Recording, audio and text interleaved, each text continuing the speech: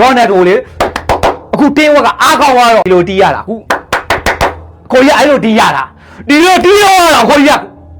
စံပြလူသားကုတ်ကြီး Ronaldo စံပြလူသားကုတ်ကြီး Ronaldo ကျွန်တော်ရင်ထဲမှာရှိတဲ့ဆန္ဒတွေအကိုကြီးရဲ့စ조사အားထုတ်မှုတွေဇွဲလုံးလားတွေအခက်ခဲတွေကိုမကြောက်ဘဲရင်ဆိုင်ကြော်ဖြတ်ရဲတဲ့တတိတွေပြီးတော့စ조사နေတဲ့လူငယ်တွေအတွက်အကိုကြီးဟာစံပြ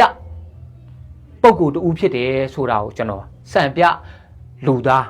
ကုတ်ကြီး Ronaldo စံပြလူသားကုတ်ကြီး Ronaldo စံပြလူသားကုတ်ကြီး Ronaldo ဆိုပြီးတော့ကျွန်တော်ကောင်းစင်ပေးပြီးတော့ဂုံပြုရေးထားပါတယ်ခင်ဗျာအောင်ခန့်ပိုင်မတီယုံဟာကြီးเนาะအကိုကြီး Ronaldo ကုတ်ကြီး Ronaldo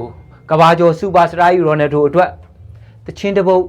ကိုယ်တိုင်ရေးဆိုဂုံပြုပေးတာကိုနားဆင်အားပေးခြင်းတယ်လို့တောင်းဆိုတော့ကျွန်တော်အဲ့ဒီတချင်းကိုယ်တိုင်ရေးကိုယ်တိုင်ဆိုစူးစမ်းပြီးတော့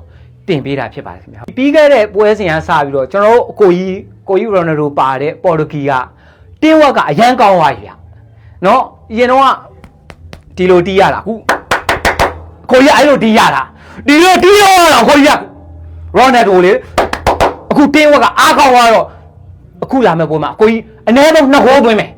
မတီယောကပြောတယ်အကိုကြီး Ronaldo 2ဂိုးအနည်းဆုံးသွင်းမယ်ပြီးတော့ဒီကမ္ဘာဖလားဒီအစီအစဉ်ပြီးမြောက်ခဲ့ရင်ကျွန်တော်ကိုကြီးကအနားယူတော့မယ်လို့လဲကျွန်တော်ကြားသိရတော့ကဘာမှာကျွန်တော်ရဲ့တူဒီသော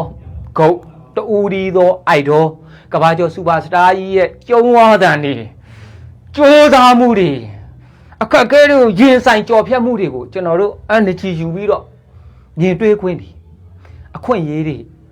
ရဖို့မလွယ်တော့တာတော့ရှင်ထဲမှာမကောင်းဘူးပေါ့ဗျာကျွန်တော်ကိုကြီးအရင်တော့ဒီလိုအခု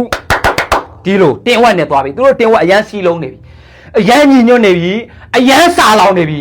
เนาะဒီအောင်မြင်မှုကိုကျွန်တော်ကိုအရန်စာလောင်နေတယ်လို့တင်ဝက်တစ်ခုလုံးကလည်းစီလုံးညီညွတ်စွာနဲ့စာလောင်နေပြီကျွန်တော်ရင်ထဲမှာတော့ကိုကြီးကိုအမြဲတမ်းအောင်ပွဲတွေ